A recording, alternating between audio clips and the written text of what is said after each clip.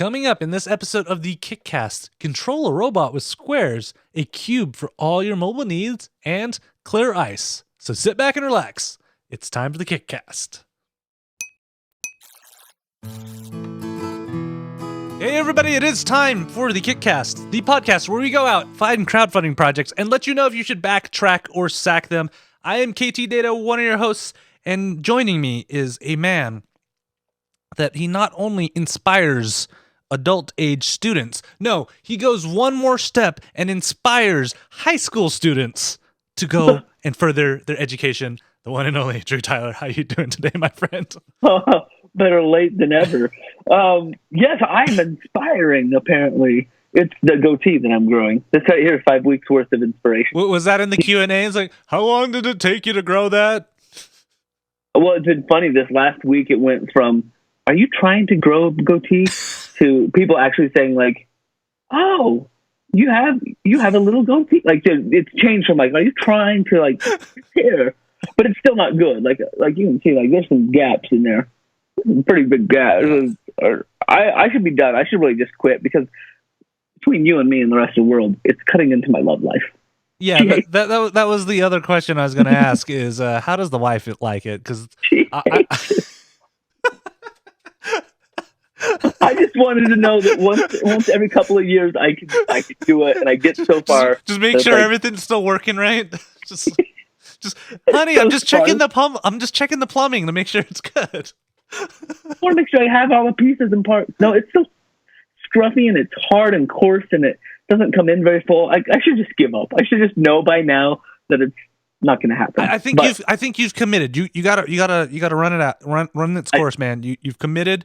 You've run it. You need to run its course, and then like 9 more days. And then you also, when you phase it out, it's not a one-step process either. You need to phase it out in different multitudes. So the mustache. Yeah, and just go around like that for a day and see how you feel, and then just keep trimming it down. I wonder. I don't want to play with it. See, I'm telling you. I'm telling you. All right. So if this is your first time watching the show, first of all, welcome. And yes, the show is not us giving facial hair advice at all. But it could be. If you want that show, we'll do that. If you want to, we'll do that. And you're getting advice in the chat room that you need to be using conditioner.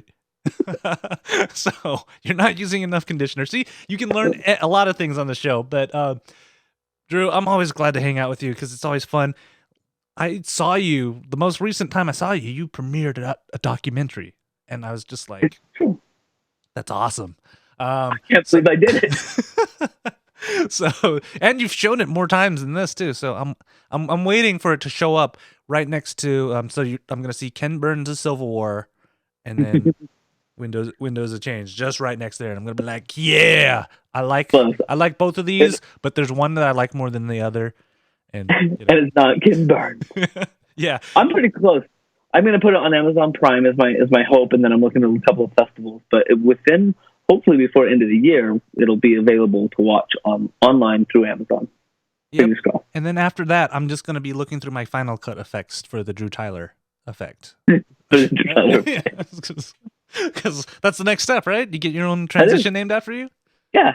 It'll be just like, there'll be a Ken Burns effect, and then right next to it'll be a Drew Tyler, and it'll be like, I don't know which I'll figure out what it looks like. You got to figure out your style. All right. So before we actually jump into our project tonight, we actually have some interesting news that's happened. So have you heard of this first one? I don't know if you've heard of it yet. So about 2 years ago, we actually mentioned on this show that Kickstarter had bought a music subscription kind of service. So not like a streaming music subscription. It's more like musicians can set up subscriptions that people can sign up for. And they bought it almost 2 years ago, and we didn't hear anything about it. It just seemed like they just bought it, let it kind of run on its own side. But they've actually recently announced that Drip, which is what they call it, and the more I think about it is I'm not the biggest fan of the name. So Drip is a bad thing. So instead of shutting that down, they have actually opened it up to be a subscription service for everybody. So a lot of people have heard about like Patreon and some of those other sites like that, right? Whereas Kickstarter is kind of one big project. Patreon is more of a subscription model. and that's what Drip's going to be. And I like how they put down that Drip is. So it says, just as artists, authors, game designers, musicians, and filmmakers use Kickstarter to fund and build community around their projects, Drip is a tool for people to fund and build community around their ongoing creative projects. So Wow. I've been talking about this, and I really should get off my butt, that our show makes more sense to be on something like Drip or Patreon than to be on Kickstarter, because we've been doing this for 5-6 years now. Yeah, really, it's episodic, and we can convince people that we're worth like 50 cents a show. Like, we can pay your hosting. Yeah. Yeah. So this is the interesting thing about it, is they've tried to make it a little bit different. And I love what they've done about this, is that it's fully portable. So they're not going to trap you in the Drip platform if you want to leave. And if you want to come in, they're going to help you actually import and export all of that. Because that's what they're like, hey, you're the creator, so you're going to be in charge of your community. And we don't want to pigeonhole you into just using our stuff if you don't want to. And then the other thing is they have like a founders membership. So you can actually set a time period where people can sign up and they'll be considered founder status. Oh, interesting. And you can offer different perks and stuff to those people for being first on the scene and helping, get your Drip off the ground. Surprising to me. I mean, because Patreon has been doing it so well and they've been growing so well, it feels like Kickstarter, relaunching and opening up Drip in this way feels like, I mean, it's direct competition, but it makes me just go, wow, now you have to choose. They can't just be like, hey, you're doing an episodic, you should look at Patreon. Now I have to be like, here are multiple options. Yeah, and they mentioned right now it's invite only, but early in 2018, they're actually going to open it up for everybody else. So they're kind of just, they want to get a good base to be good examples on their platform and then build it up. That makes sense. But so as somebody who has done the Patreon thing, does anything in Drip like entice you to switch over? I like the founding member idea, and it can be, we're starting in a month. Get on board, get ready, help us get rolling, because I like that forward momentum. I'm not sure how much I love right now the design of everything. I have to explore a little bit more on how they're designing these things. Is it similar to Patreon where you have like posts and updates and things that you can say, okay, hey, this week this is for our people that are, Patreons at this level? Or is it just kind of an all or nothing? I wonder how they're doing. That's the other weird thing, is they don't like provide a lot of that information. Yeah. You know about that, where it's like, okay, I get the general idea, but give me some of the more nuts and bolts, and there's not a lot of that. Like, you can't tell. And I wonder maybe if that comes in 2018 when they do open it up for people to join in, that they'll be like, okay, here's the creator side. Here's what you need to know. Yeah, and so while we're here, like, have you noticed Kickstarter's kind of revamped their website and stuff? And how do you like this new design? Where are you at on it? I'm a little bit on the fence about it. It's okay. Where it like the front page now just seems way too busy for my liking. And it used to be pretty clean, but now it feels like it feels a lot pretty cluttered to me. Almost like a CNN or like a news site where it's like here, like this and the Drudge Report aren't that far apart from each other. Yeah. And I did like the clean. Yeah, and the color of the logo right now with how it has it looks just like blobs now instead of Kickstarter. Mm-hmm. Yeah, like it's melting, right? As opposed to being, it used to be a little more sharp. I am surprised. I have to say I'm with you that I feel like this is a really strange move. It almost feels that they brought it out of kind of an artistic, minimalistic, like appreciation into something more for the masses. Like they're aiming for this idea of like, okay, well, we get more traffic and more people. This is what will look like for them. Yep. All right. So that's Drip. If you guys want to check it out, the one thing I do like is their URL is way cool. It's d.rip. That is a cool. That's cool. That's a cool URL. All right. So jumping from the Kickstarter side to the Indiegogo side, this is another interesting thing where It's really interesting to see the split between these two companies. They both do crowdfundings, but they do it in a different method. So Indiegogo has announced a partnership with Ingram Microcommerce, and what Ingram Microcommerce specializes in is in distribution. So, and the logistics that help with that. So it's always that, we talk about it on the show all the time, that last step, sending your stuff out, getting it to your, your backers and stuff, is always the difficult part. So Yeah. what they're doing is you can partner up with these guys, and so what you get is, if you work with them, you get I guess they got a pretty good deal or a rate, Indiegogo preferred pricing on fulfillment, shipping services, packaging, warehousing solutions, and as well as a suite of commerce enablement and growth services, which is pretty cool. And then the other cool part is, if you launch a project on Indiegogo, you get a complimentary consultation with these guys, so you can decide if they actually work with you or not. And it seems like all the partners that Indiegogo has partnered with over the years, you can do that with all of them. So, like, how do you feel about where Indiegogo is? They're trying to be the one-stop solution. They want to help you from before you launch a project all the way to the end, and they've made these partnerships. So you're like, hey, these are our trusted partners that we have that you can use and help your project be more successful in whatever stage you're in, versus Kickstarter, which is still more hands-off. And it's interesting because I think what they're doing is making themselves available to more of those. I mean, I've been there. I've been a part of companies that say, "Hey, what's this crowdfund thing? We should try it." And so by doing this, Indiegogo basically entices those maybe less, maybe not entrepreneurial is maybe not the right word, but maybe it is. Maybe they're being the one-stop shop. They've got this kind of, they're guide rails, right? There's this stuff to help you all the way along. And so somebody that is maybe not risk adverse, they'll be like, oh, well, if we go with this route, they'll help us and hold our hand and get us all the way through, and we have all that help. Whereas, like you're saying, Kickstarter kind of says hands off. You can come and use our crowd, and they'll give you some advice, but it's not as extensive as Indiegogo is. Theirs is like all the way along the chain, right? Theirs is like beginning to end. You have some options and helps all the way along. Yeah, it's like, you have this question about this, we know a guy that can help you. You got a question about this, we know we have the resources to help you with that. Where Kickstarter, right. I think it's like with Kickstarter, mostly it's just right before you launch, where somebody's giving you that advice.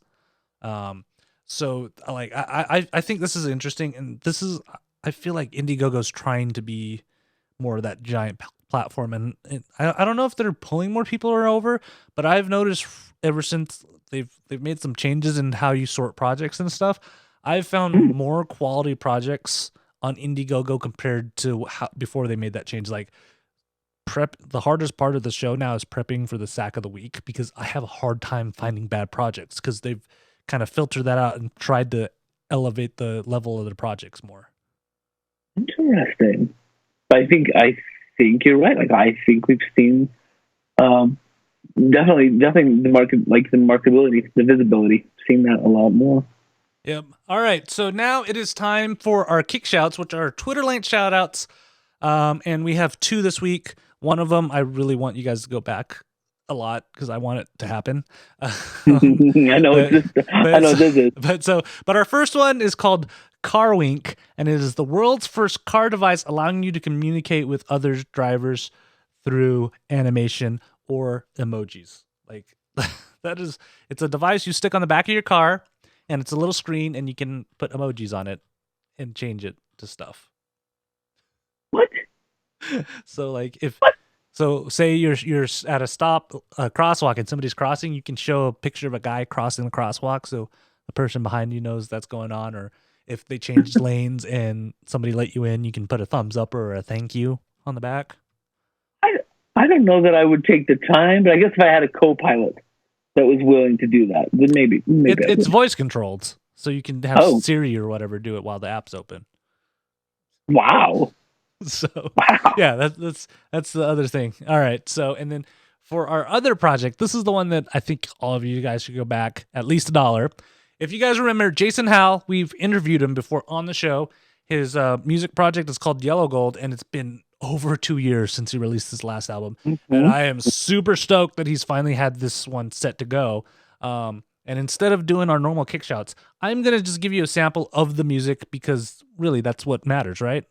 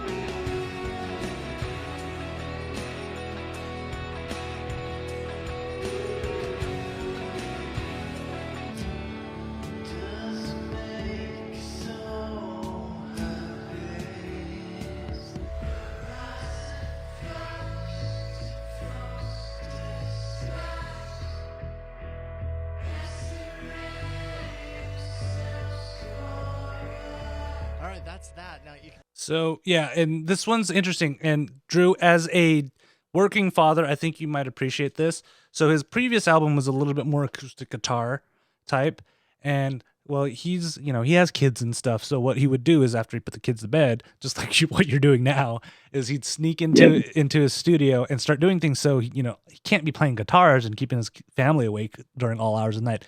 So he did a lot of more kind of um, not techno, but digital music type things. So he's experiencing with that. So it's a little bit more psychedelic and stuff. So I'm super excited about that. You guys should go back it. He's already at $2,000. He's looking for $6,000. So just go chip in $1 or $2 and we can make this happen because I'm super excited. He's still going to release the album no matter what. That's the great part.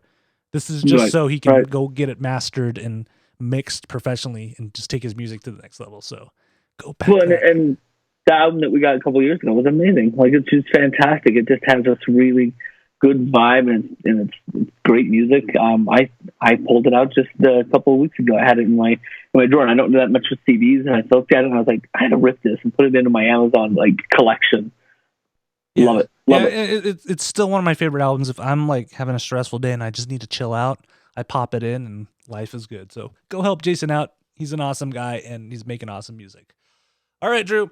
Time to go on to our first project of the night. And so let's see. You educate college students. You educate high school students now. So yeah, that's right. So obviously the next step is for you to get to elementary school students, right? I've got a few in the house, so I should start on that. And one of the things I love are robots. Way to be stereotypical, KT, but I love robots.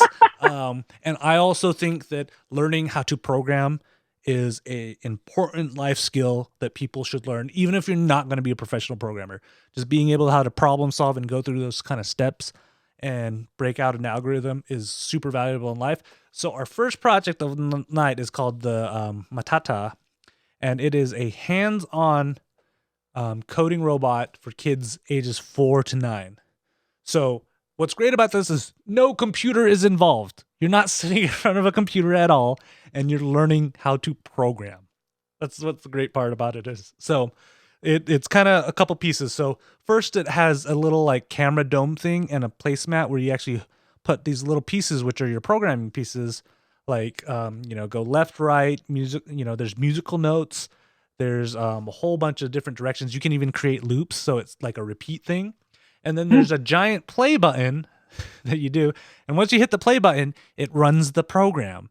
And there's a little robot that you control. And the robot has kind of 3 different modes. So it has the adventure mode, which you can kind of have him go through an obstacle course so you control the robot and how he moves along a map or just on the table. There's a musical mode where you can actually put musical notes. So they have like a do, re, mi, fa, sol, la, ti kind of. So it has a full chromatic scale that you can and make your own song. And then there's a drawing mode where I guess it's a pen or a pencil that's up below the robot, and you control how he moves. You can draw pictures, so you can put in the instructions, and he'll draw a star or something. Yeah, like classic. Do you remember it was called logo, like the little turtle that you'd be like right 90 forward 10. Yeah. And it was just basic programming. So he will do that, but it'll actually have a little pen or a pencil on the bottom of the robot. Yeah, so it's these blocks, and I swear there was an animated GIF of that somewhere. Maybe it was a video that shows you it drawing a star, which I think is the coolest thing ever. Let's see, right here, this one right here. So you see it has kind of the instructions. So they just have like angles. So turn on a 30-degree angle or turn 408 degrees. So that's teaching your kids geometry and angles. Just by using these blocks. And then there's like these repeat what I just wrote, or like, and you can add them. So like repeat 5 times or put 144 times. So you see in the video, he's putting this instructions together and it draws out a star from the instructions. So it teaches your kids not only how to program, but how you can create shapes and stuff from instructions. I love it. Yeah, I love this. And I love how like straight simple it is. You don't have to just, I mean, because you've had kids, and especially younger kids, getting them to sit still sometimes is hard. Even in front of a screen, because you're like, all right, well, here's your command line, and if you type in left, this turtle's going to go left or right. Whereas you give them this, they have things in their hands, they can put stuff together and experiment with it. I don't even have kids, and I'm like, this is so cool. I can't wait to play with this. It's like, yeah, can I get it just because I'm an adult? So what do you think about this? Because I mean, your kids are about this age, right? Yeah. Like this is like, because of the block setup, there's some simple stuff that you can do with the 6-year-old. And then yet my 10-year-old could still like code and solve problems and figure out some of those more advanced things. And I think they've geared it to the right age group. Talking, I think 4-year-old enough, 4 to 9, like that's plenty to make things happen just by thinking through the process. What a great skill to learn. Yeah. Yeah, and I love it too, and you'll love this too. Is there's a how do I say this without infringing copyright? So there's a brick, and in parentheses they put minifig adapter. You can you can figure out what. I know what you're talking about. But yeah, I love it, and how they have all these different kind of blocks that you can use with it. So it's just not like one thing. Like I don't think I would have been as impressed if the only blocks they offered was just music, or if the only blocks they included were the directions and stuff. But they have all of these because they have like your control blocks, your note blocks, and then on top of the note blocks they have these melody blocks, which actually have notes already pre-programmed into it. So when you actually put those down, it'll play a little jingle for you. And that, like, I love that because that teaches you a little bit more music theory, because you could, they can play around and see, hey, can I make the song if I move this over here, or have it repeat and stuff?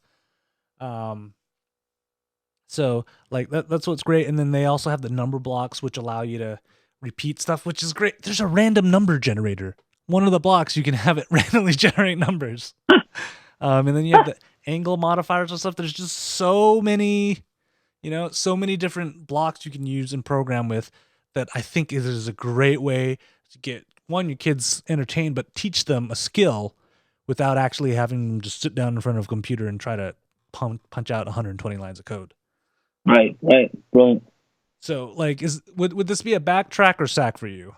This is back. This is absolutely back to me. I feel like what they've come up with here is, and we've seen lots of little robot games and things that work like this. This one just has a really nice, tangible feel to it. So it's not like you have to have an app or an iPad attached to it. It's very simply like bricks and pieces and parts, tiles that can command a little robot. So I love this. Definitely a back for me. Yeah, this one's a back for me too, because I just love the implementation, and they've made it. They found just the right age group for it to work with. So that's why I super love this. And if you have kids, really, that's like, you don't, just do this, and I bet you it'd be great. You don't have to worry about them breaking a tablet or anything either when it's sitting around, because that's always a problem too. All right, so that was kind of blocks for kids, right? So our next project is a cube, because when you're an adult, you gotta get more advanced, right? So, right. Drew, what is the cube for adults? This is like the projects for the people that always have to have one of everything with them, like me. Like I have in my backpack, the front pocket has an adapter of every kind I carry around micro USBs, the mini USBs, the lightnings, everything. It's all there. So the Wonder Cube is an amazing little project where they've come up with this 1-inch cube, right? So like just slightly larger than like a die that you would, maybe gamble with or something. But the Wonder Cube, with this 1-inch cube, it comes with all these things, like all the different sides. So it's like, think of like the fidget cube and how it was like all 6 sides give you something to fidget with. Mm-hmm. This is like the smaller cube, and all 6 sides give you something to like connect all your devices with. So it has the ability to be a phone kickstand. One of the sides, it actually has some micro suction you can put on the back of your phone and use it as a little kickstand. It has the you can use a micro USB or lightning adapters, and then one side folds down as a USB adapter. And so you plug that into your computer and plug the other side into your phone or device, whatever, and it just charges right there on the spot. But that's not all. Like on top of those like core things. Oh, and there's a USB-C as well. But on top of that, there is there's a mini light, like a mini torch. So you have a tiny flashlight that's on there. You can tell these guys are either British or in Hong Kong because they use torch instead of flashlight. Because they say torch, right? Yeah. So those are like standard things that you'd expect. And even then, a cube with just those things, you see those on keychains all the time, where it's just dangling off and it's like one side's normal USB and one side will, charge my phone. I always have it with me. That would be like, okay, cool, you can put it in a cube form. But there's so much more. They've taken one of the sides and created a micro SD card reader inside of the cube. So when you flip out one of the sides, that it will actually take a micro SD card that you can pop in. And when you pop that in, you have a way to like not only transfer files like off that micro USB, but you can use it to hold and store things. So again, your phone fills up, you pop it into like your Android phone and transfer files straight into that micro SD card. It's like, hello, like, that's just cool. Then let's see what else is there. So there's the charging side, the transferring the file side, the kickstand, the torch, and then the one that I think is crazy but still kind of have merit is you can flip up one of the sides and there's a port for a 9-volt battery. Do you have a shot of that? Like, see if you can find that on the page where they flip up. I don't know if it's a GIF or not, but they flip that up. Check that out. There's the positive negative for 9-volt battery, and you can jam a 9-volt battery in there and charge your phone like an emergency status and be like, I just need to make one phone call. Right. I know what you're thinking. You're probably thinking like, what are the chances I'm going to be carrying a 9-volt around? Which, granted, that may or may not happen. But what astounded me was just when I started thinking about all the other things. I thought, this thing is so versatile that I think I would carry a 9-volt in my backpack or in the car or something. Like I would just throw something in there. It wouldn't have to be on my person, but I would know that like if I'd have the ability to charge my phone off of a 9-volt that was sitting around in my other places. I would probably put it like in my glove box and maybe in the zipper of my backpack because I usually have this with me. But then on my keychain, I've got all the connectivity that I need to keep, connect my phone, to download things, to move things around. It's all there. And I also have that 9-volt. I would add a 9-volt to my collection just because I think this thing has so much potential. So this is the Wonder Cube Pro, the mobile essential in a 1 cubic inch. I just can't believe the compactness of it. I'm very excited. They're only about 71% to the goal. So they've got another 20 days, and they're about 14,000 out of 20,000. Yeah, and they're running a flexible goal, so it seems like you're gonna, no matter what, these are gonna get made, and you're gonna get it. Right. And right. Yeah, the size is what has surprised me because I've noticed through the years I've slimmed down what's hanging off my keychain to the point now I think I have a key fob to my office key, my door key, and my car keys. Like I used to have like a giant like lanyard with all this stuff that was hanging off of it, and I've like stripped it down because I'm like, I don't want these in my pockets all the time. So like, that's why you see a lot of these. Did you know EDC is a word now? What does that mean? Everyday carry. EDC, everyday carry. Yeah.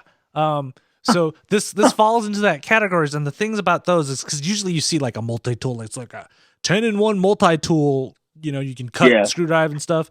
I see a lot of those, and I'm like, that's way too big for my pocket. And I don't, sometimes I don't have a backpack around me because I'm not in school anymore. So that's why I like this because it's so small. I'd be okay to have this sitting on my keys. I mean, especially with the light and stuff, which you can. I think you use the USB to charge the light, right? Yeah, you have the charge, and I forgot to mention there's also a full-on like flash drive, like transfer, like you store stuff on this thing. Which I'm thinking about. I'm like, I would actually use all of that. Oh yeah. I would use all of that, and I actually felt bad because the other day somebody stopped by our office and they were like, "I'm desperate right now. Do you have an iPhone charger?" And I went to the dark side, and I don't have an iPhone, and I used to have a lightning cable in my bag at all times, and I had taken it out because I'm like, well, this is just not part of the EDC. Yeah, so I felt bad. If I had this, I probably could just take that off my keychain. Like, here, go use that. Yep. So, yeah, I really like it, and the price is actually not that bad. Yeah, for the early bird, like $35 is a really amazing price. I think it was $5 for shipping in the US, but still $40 for this. I bet it'll retail for over like 70 or more. Like it's all there. Yeah, so I super like it. It's back for me. Is it a backtrack or sack for you? It's totally a back for me. I think that there's like it's the whole package. I think what got me was the micro SD card. It wasn't just all these connectors. It was still that flash drive, that storage, that transferability. That's it for me. I'm back. Yeah, the kickstand actually got me because I'm like, you know what? More than once I've been somewhere, I needed a kickstand, didn't have one. I'm at lunch or something and just want to watch something on my phone while I'm eating. Can't do that most of the time, so that actually would solve it. And I should mention our last two projects tonight. So the Wonder Cube Pro and our next one, you guys voted for it. So always keep an eye on at KickCast and Facebook.com/KickCast because we do post polls. The reason why we're doing both of them is because they tied for both of them. You guys wanted to hear us talk about both of them, so we talked about both of them. Yeah. All right. So thanks for that third one. Go. Yep. So continuing our theme of squares and cubes, this last one is kind of an important thing, but people don't think about it a lot. So, Drew, I know you like your sodas. Yes. And I'm guessing you like them cold, right? You don't drink them warm. I do. In fact, I'll go out of my way to get cold drinks. Yes. Yeah. And have you ever had that problem where you're drinking the soda and you have it in like one of the cups with a straw and stuff, right? If you notice, actually the one I'm holding here, there's no ice in it. I purposely don't put ice in my drinks because I don't want them to be watered down when I get to the bottom. Yeah. I drink fast enough that usually I get through them, but I hear you though. I feel the pain. Yeah. So this, and plus, when it's watered down, it just doesn't taste good, right? Especially if you're using it. So one of the tricks in the bartending world is to use clear ice, because clear ice doesn't have any air trapped into it. So as the ice melts, it actually melts a little bit slower because there's no quote unquote contaminants. So it can actually stay as a cube longer. So it melts a little bit slower and it doesn't release air into your drink. And because depending on how clean your fridge is, it traps the smells and other stuff that may be lingering into your fridge. That's why, I bet you if you go to your fridge right now, you'll notice that your ice cubes are not clear. They're a little bit of like that white cloudiness. It's cloudy white. Yeah. And that's because there's air trapped inside. So our last project is called the Ice Made Clear, and you guys can guess it is ice that is made clear. So this is kind of a ice cube tray, I guess. I don't think that justifies, that gives it, doesn't give why enough, is it so special? Clear ice. But it allows you to make clear ice, and the way that it works is they have this huge system right here where you can make 6 to 12 ice cubes depending on the size that you want. And what it will do is it will actually make that clear ice, so it kind of keeps the air from getting trapped inside of the cubes while you freeze it. So it's going to taste a lot more cleaner because there's no gas that dissolves into your stuff, which that's an important thing if you're making drinks, because it's any of the air or any of the gases will make the drink taste funny.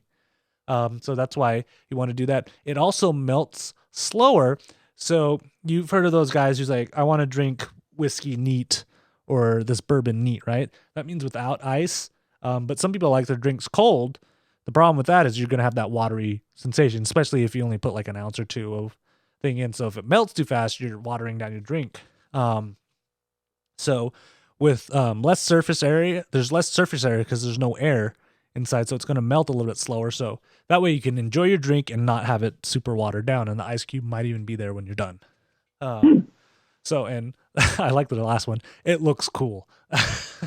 It does look cool. Like it's classy. Yeah, because you look at these pictures and you can see all the ice cubes and they look really cool. So yeah, so I guess the jumbo makes the smaller cubes and the 6X makes 2-inch cubes. So it's 2-inch by 2-inch.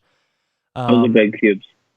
And I like it. It's easy. You fill it up just like a normal ice cube tray, throw it in, and then you take it out when you're done, and you can repeat. It's pretty, standard, but it's just it's those little things. I've discovered that when it comes to making drinks and doing things like that, it's always the little things that differentiate with what you're making and just what somebody else is making. Drew, would you see yourself doing this? I know you don't drink, so would you see yourself like wanting to throw this into some of your sodas and stuff? Kind of though, because I kind of would love to see that ice that lasts longer. I love the clear look of those smaller cubes, and I think it would just feel, I don't know, there would be a satisfaction, I think, to having a very clean, pure. I mean, it's the same water, but there's something special about this. Like I think the stunning would put me over the edge, and I'd be like, that looks stunning. Yeah. And I would do it just if it was me alone. I'm stunning. Look at me. I'm amazing. Shaking my root beer with my. Yeah, I love it. Yeah, and I love how they've designed it too, because it's a fairly big container, but they've designed it so you can have two sitting next to each other inside a fridge, so you can make the maximum amount of ice. Since making ice is stuff like that. Because I believe if for like all the fancier places, you have to use pretty expensive gear, or it's pretty involved to get the clear ice. I know what happens. Some places where they do the chipped ice, they'll just buy giant ice cube blocks from places, and there's literally a guy in the back just chopping up blocks with chainsaws. All right, so that is ice made clear. Is this a backtrack or sack for you? This is a back for me as well. I feel like there's just something classy and clean about these clear ice cubes that I can't. And I love to entertain, right? So yeah. I would love to be like, hold on, let me get your drink. Did you see that ice? Did you see how clean that ice is? Yeah. I mean, yeah, it's just that little extra flair sometimes. You're just like, I want to do that. So that is the ice made clear. All right, now it is time for our sack of the week. And so this project, I actually don't think the project is that bad. Still think it's wonky, but so let me ask you, Drew. You have kids. They go outside. I do. They roughhouse, right? Oh my gosh, do they? Yes, they always do. Yeah, so occasionally, sometimes the roughhousing, they get hurt, and then you got to put a Band-Aid on them. So whether they get hurt or not, they have to have a Band-Aid. Yeah. Like it's just like a badge of courage around here. Did you get the My Little Pony bandages or yeah, we have them all. Princesses abound. Yeah, but so I think you probably just had this situation before. Your little girl, she's crying because she's hurt and stuff. You're trying to get the bandage off, and then you can't open the stupid little container thing, right? Or the little plastic wrap that they have around the bandage, to get it. So they've created what they call the strip, or the strip op, I guess, or the strip op, and it's a device to open your bandages. Hold on. What you're telling me is that the strip op is a device that will peel open the little paper tab. Yeah. It doesn't take off the inside tabs; it's just the sterilized wrapper. How exactly? So right here, there's an animated GIF. You see, it's almost like tongs. Wait, one of our sacks of the week has an animated GIF. Yeah, that's a step up. It's a step up. So, like I said, I don't think the idea is too bad. The reason why this made it to the sack of the week is for two reasons. I'm watching the video and it's riveting. Yeah. So, the idea is not bad, but the part that got me is when you scroll down, 'cause how he writes this thing. I mean, there's no like if you don't watch the video, you really don't know what's going on because there's a prototype Gary, then there's the about. First thing you see is an animated GIF, and then it says strip op splits open bandages strips, and then there's another animated GIF, opens big ones too, and then trash bags, and then rinse with alcohol and water, and then there's a plus sign for some reason. I don't understand. I didn't see it. Yeah, and then there's like 100% recyclable. Who doesn't? And then another plus sign, and then here's what I'm able to offer: 3 for $10 with 3 little clippy pinchers. And then this is the weird part. So it's on Gadgetfly, except when I try to click it, nothing happens. Oh, it's not a link. And then the picture of the team so far, it's a picture of this dude, and then there was just stuff I didn't want to read over here. Just. Wait. Syncmotron activated. Just stated in my prototypery/basement utility room. I was pondering. Yeah. Oh, by Jove! I got bandages. What? This is like a trip down his like thought process for creating this thing. Yeah, but it's written in a narrative form. Yeah, the whole process seems like that. So I wasn't a fan of that. I'm like, oh, okay, I can get that. This is where. Like I know this is a first-time project creator, first time making product and trying to sell it to the mass market too. Is under risks and challenges. It says, I don't like risks, so I have eliminated them. Okay. That's brilliant. That's a great first start. Do that. So, and it's like, I've set up to manufacture the devices in my shop, but if I receive enough orders, I will find a larger manufacturer to help fulfill the orders. And if I receive enough to unlock my biggest stretch goals, then we'll be funding a manufacturing facility and creating jobs. Like, that's where you lost me. Like, you don't have a plan B. So if this does blow up, you don't have a timetable what you're going to do, and I can tell you obviously have not worked with large manufacturers before or create a product, because as much as risk adverse you can be, you only can minimize your risks. There's always going to be some inherent risk somewhere. So I don't like them. Yeah. I got rid of them. Yeah. So just own up to it, saying, hey, the lathe in my 3D printer or the lathe in my shop could go down, so that may cause delays. Be realistic on what can happen. And that's what drew me off. And then in the comments, because you can tell he didn't think about this, somebody actually said no international shipping. So then he's like, I'm glad to ship anywhere, but I wasn't sure how much shipping will cost. Big red flag with you and me. Huge red flag. You always think about this before you launch a project. And then he's like, where in the world would you like to add me as a shipping destination? And the second one, there we go. International shipping now available. So he enabled it. I certainly don't want to harbor my technology, but feel free to hoard strip ops yourself. And then next one, gee whiz, is that really? It's really that expensive to ship a package internationally? Like $100 per continent? I'm gonna keep looking. P.S. Canada's only $35. That's a lot when you can get 3 for $10. You're paying almost 3 times the price just to get it shipped to Canada. That's really funny. This is just really funny that's the conversation. Yeah. But I gotta tell you. Yeah, and he has a $10 goal, and he's had 2 already backers. Made his goal. He's already made his goal. What is his tier? Does he have a tier? So he has the $3, and then he has the 315 if you want to get 100 of them. Oh, dear. So like I'm taking years to build it. So I'm like trying to do the math on that. 100 for 315. So 315 divided by 100, right? That makes them $3.15 each.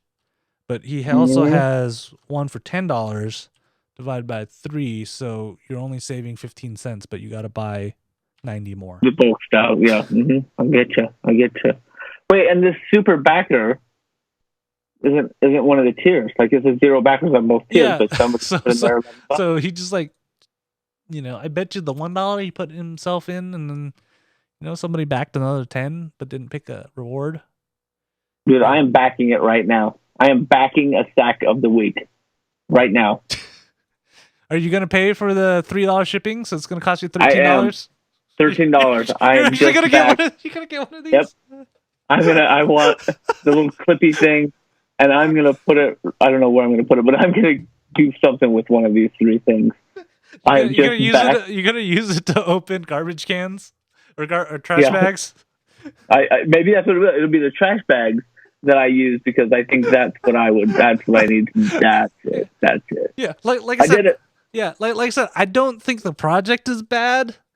I just think I don't think the idea is bad. It's just the implementation is a little wonky on this page. You know. I don't. But there it is. I Yep, backed you it. are backer number 3, and I just saw on ours. It says $24. It was at 11. Now it's at $24. He is gonna have himself the greatest night right now. Like he.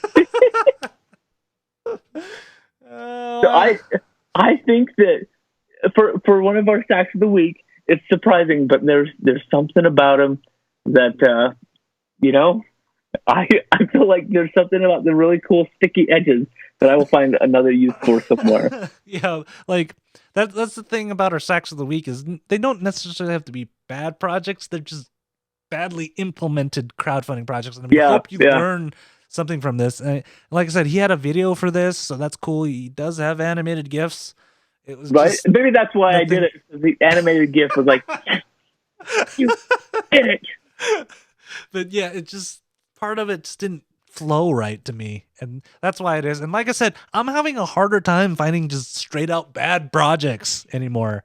I think both Kickstarter and Indiegogo have started to do a really good job of floating the good stuff to the top. So even if it's bad, it's still pretty decent stuff.